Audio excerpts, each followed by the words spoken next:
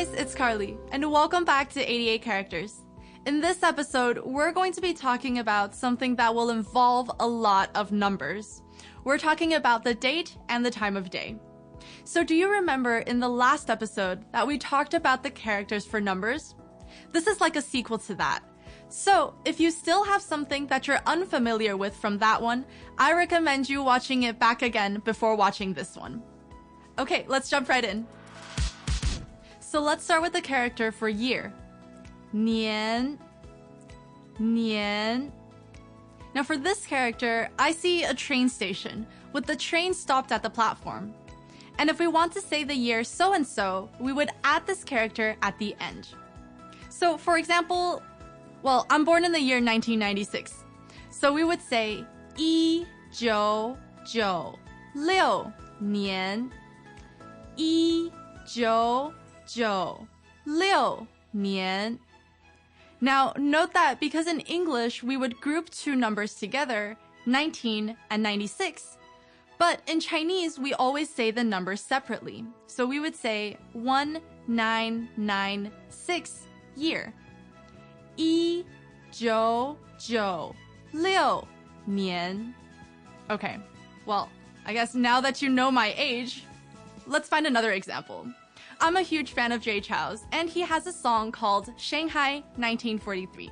So 1943, we would say 1943年 1943年. Now moving on to the character for month, which is 月 月.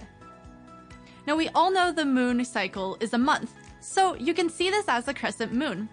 But remember also in the first video where I talked about how some Chinese characters have evolved into having straight angles or having corners for writing consistencies. This is one of those cases as well. Well, because imagine if everyone tried to draw a crescent moon. Although I think mine would be quite pretty, not all of them would look the same. So when we're naming these months, we count them as first month, second month, third month, and so on.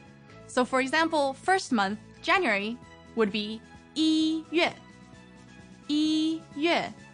And for February, it would be 2月 2月. Okay, what about September? It's the 9th month. So it would be 9月 9月. And next, for the character for week, we say 周 周. So for this character, you can see it as a field of rice that is split into sections. And for the days of the week, we name them with numbers as well. So for Monday, we would say 周一 周一. And for Tuesday, it would be 周二 周二, and so on.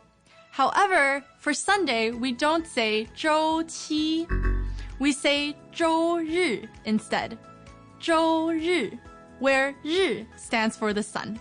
And that's because back in ancient history, we used to name our days of the week with the classical planets.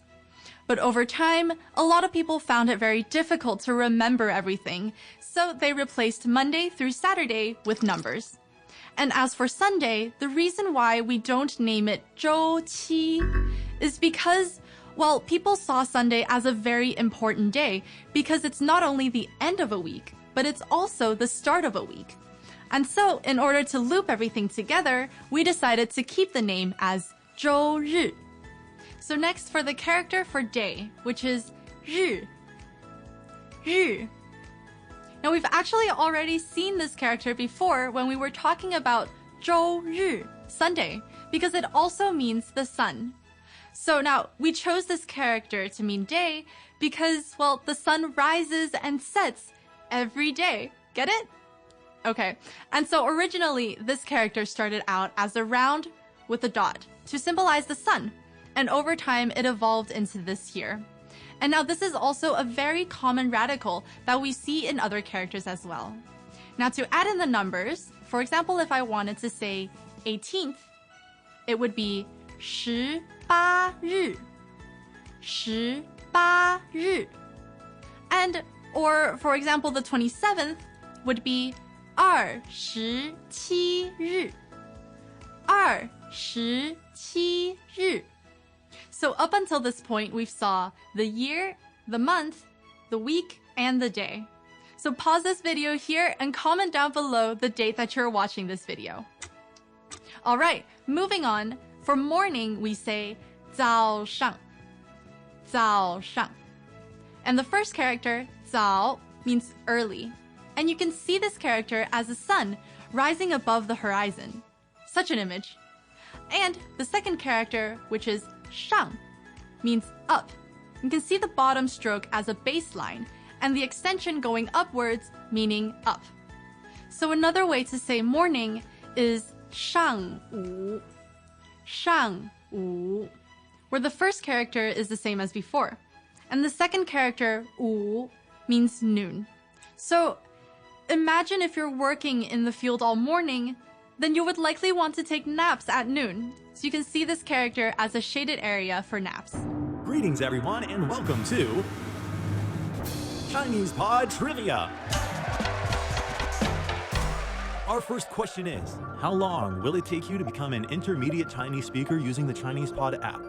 Is it A, the rest of your life? B, you should already be an intermediate speaker? C, 3 months?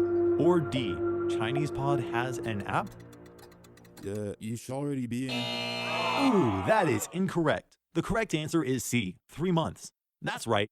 Head over to ChinesePod.com now to register for your access to over 4,000 lessons. Get the Chinese Pod app now on Google Play or the App Store. Now we also split the day in half at noon, so you can think of 上午 as the top half of the day. However, be careful because when we're saying noon, we don't just say this character alone. We would say 中午 中午 where 中 means the middle from the previous videos. And so if there's a top half of the day, then there is a bottom half of the day.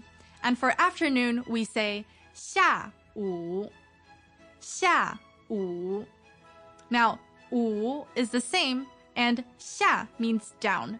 So you can see the baseline from the character up, but now we have the extension going downwards. So if you have any questions or if anything was unclear to you, feel free to leave a comment down below for me, and I will get back to you soon. All right, that's it. 下次见. Bye!